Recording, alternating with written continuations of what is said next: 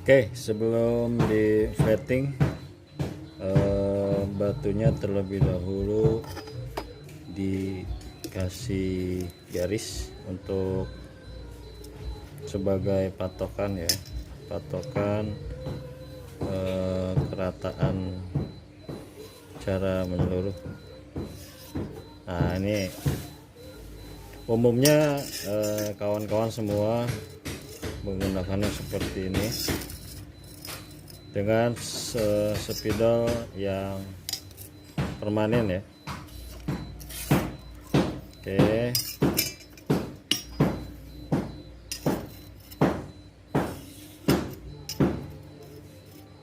nanti setelah ada digarisin semua dan saat flatting garis ini akan hilang semua. Itu tandanya atau patokannya permukaan batu rata menyeluruh. Oke, kita proses flatting ya. Oke, saya mau flatting pakai Kinik GC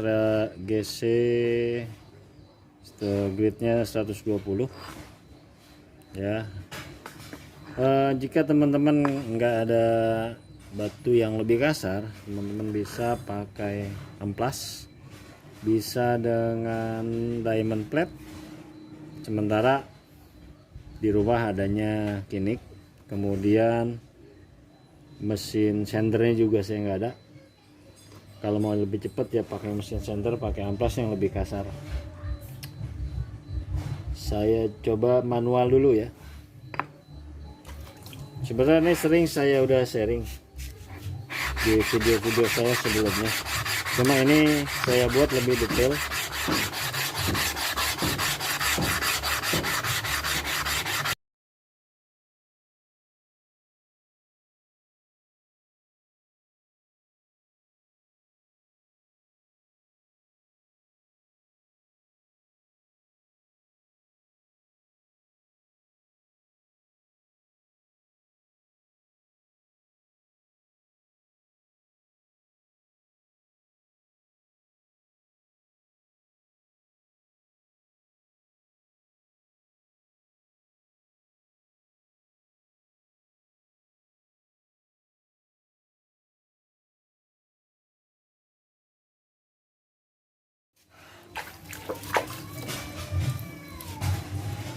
Sudah hilang ya.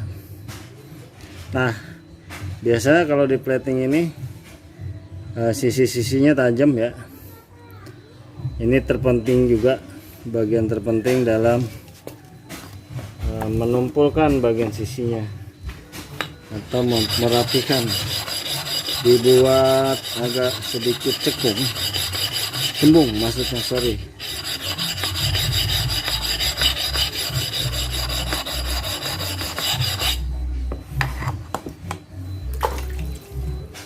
Nah, seperti ini, dibuat cembung ya, jangan terlalu tajam. Ini nanti berpengaruh pada saat kita mengasah, sangat berpengaruh di bilah ya.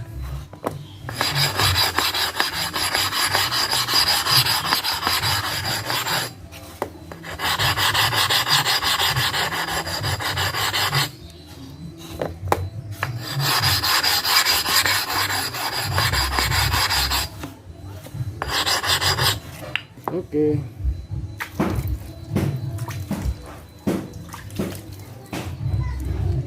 Jika teman-teman batunya grade grade halus ya, setelah dari Kinik teman-teman bisa membilasnya dengan grade yang lebih halus dari Kinik. Jika yang di flatting batunya halus, grade 5000 atau grade 6000, boleh dibilas sama grade yang 1000 atau yang grade di bawahnya lebih kasar. Oke, singkat seperti ini. Nanti saya akan jelaskan tujuan dibuat cembung seperti ini.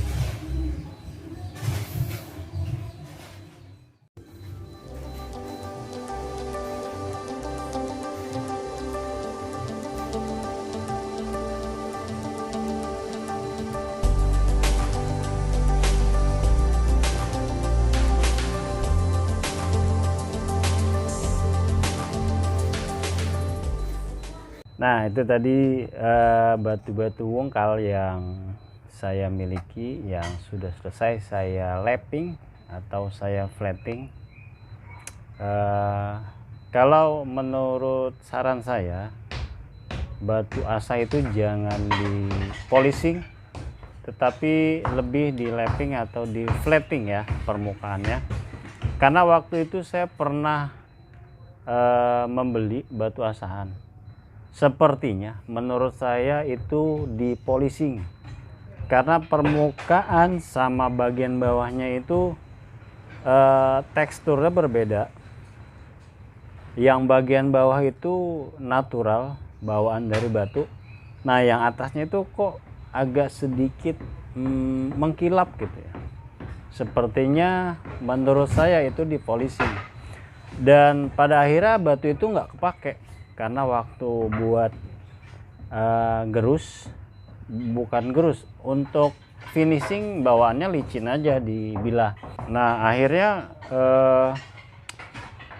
waktu itu saya iseng-iseng saya lapping dengan batu yang lebih kasar ya, dan otomatis mengkilatnya itu hilang. Menurut saya jadi downgrade ya, jadi lebih kasar. Malah yang lebih kasar itu yang kepake sampai sekarang. Ini batunya nih ya. Itu pengalaman pribadi tentang batu asahan yang di polishing permukaannya. Dan setelah di lapping permukaannya ini, jangan lupa sisi-sisi batu asahannya itu dirapikan. Biasa kan kalau di flatting, di lapping suka tajam-tajam tuh sisinya, jangan lupa dirapikan. Nah, kalau bisa dihaluskan nih pinggir-pinggirannya ya, pinggiran batu asahannya, karena itu berpengaruh nanti ketika kita mengasah. Dan itu sudah dituangkan pengalaman Bang Hilman Mutakin, ketika itu beliau lupa merapikan bagian sisinya ketika dipakai buat ngasah. Bilahnya microchipping terus gitu, artinya nggak halus-halus bilahnya, matanya, selama kurang lebih kalau nggak salah dulu 3 jam. Jadi apa ya, matanya tuh nggak halus-halus. Akhirnya setelah diingat-ingat, dia kembali lagi ke awal. Ternyata pinggiran batu asahnya atau sisi batu asahnya ini lupa beliau rapihkan. Jadi pengaruh ke mata bilahnya nanti. Oke, baik. Itu secara singkat masalah perawatan batu asahan, salah satunya dengan di lapping setelah habis pakai, agar ketika nanti pemakaiannya performanya tidak berkurang, karena permukaannya sudah bersih dari seluri, dari serbuk-serbuk besi yang sisa-sisa bilah ketika mengasah ya. Itu sekedar sharing pengalaman dari saya. Kurang lebihnya mohon maaf bila ada kekeliruan dalam menyampaikan informasi ini.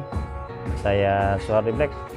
Wabillahi taufiq wal hidayah. Assalamualaikum warahmatullahi wabarakatuh.